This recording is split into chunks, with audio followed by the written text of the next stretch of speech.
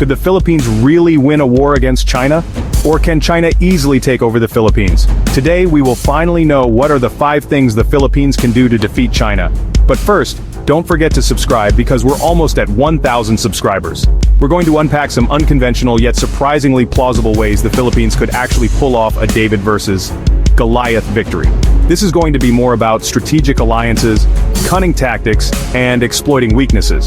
So buckle up because we're about to dive into a world of international relations, military strategy, and maybe, just maybe, a glimmer of hope for the little guy.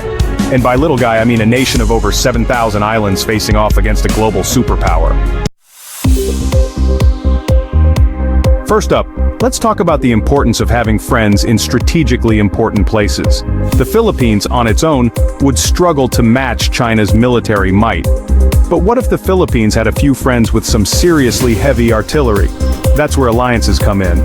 The United States, with its long-standing relationship with the Philippines, could be a game-changer. We're talking military aid, intelligence sharing, and maybe even a strongly worded letter or two from Uncle Sam. The Philippines has been strengthening ties with other countries in the region like Japan, Australia, and even India. A coalition of nations could create a united front that even China would have to take seriously.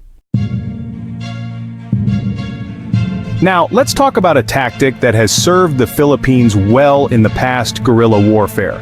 This isn't about matching firepower with firepower, it's about using your knowledge of the land and unconventional tactics to wear down your opponent. The Philippines, with its thousands of islands, dense jungles, and mountainous terrain, is practically built for guerrilla warfare.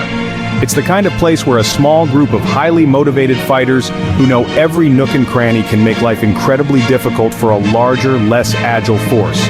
We're talking hit-and-run tactics, ambushes, and a whole lot of frustration for the invading force. Guerrilla warfare relies on the cooperation of the population, providing intelligence, supplies, and a whole lot of nope, haven't seen them when the enemy comes knocking. It's the kind of warfare that can turn a seemingly straightforward invasion into a logistical nightmare. Okay, let's move into the 21st century where wars aren't just fought on land and sea, but also in the digital realm. Cyber warfare is no longer the stuff of science fiction. It's a very real and potentially devastating weapon. The Philippines, with a young and tech-savvy population, could potentially develop sophisticated cyber capabilities to disrupt China's military operations. In the world of cyber warfare, a well-placed line of code can be just as effective as a well-placed missile. War is expensive, and while China might have deep pockets, it also has a lot riding on its economy. Enter economic warfare.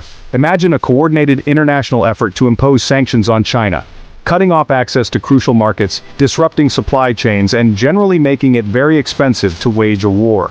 The Philippines, by rallying international support and highlighting China's aggression, could play a key role in making this happen. It might not seem like much, but it can definitely put a dent in his warmongering budget. Let's be clear. No amount of military strategy or clever tactics will be enough if the people are not fully behind the fight. The Philippines, with its strong sense of national identity and history of resilience, has the potential to mount a truly unified resistance. We're talking about citizens from all walks of life coming together, supporting their troops and standing their ground against a common enemy. This kind of national resolve can be a powerful weapon, one that even the most technologically advanced military might struggle to overcome.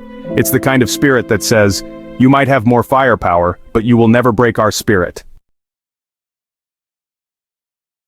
So, there you have it.